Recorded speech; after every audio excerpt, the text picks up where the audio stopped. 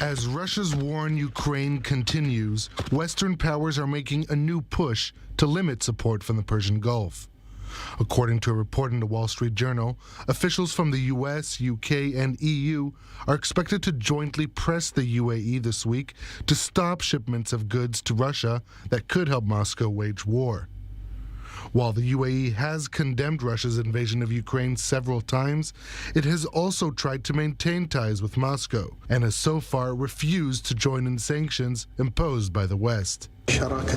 This partnership with you, we are building it actively so the link between the UAE and Russia is strong. I'm happy to be here with you today, Mr. President. We hope this relationship will develop. I would like to thank you for your efforts in resolving humanitarian issues happening during the events around Ukraine. Officials from Washington and European capitals are visiting the UAE from Monday as part of a collective push to keep so-called dual-use products, such as computer chips and other electronic components, which have both civilian and military applications, out of Russian hands. For months, the UAE has been labeled as a country of focus by the West as it looks to clamp down on Russian sanction evasion. Here's U.S. Secretary of State Antony Blinken raising concerns regarding similar Chinese support for Russia. What we are concerned about is private companies in China that may be providing assistance, in some cases dual use, in some cases clearly directed at enhancing Russia's military capacity in Ukraine.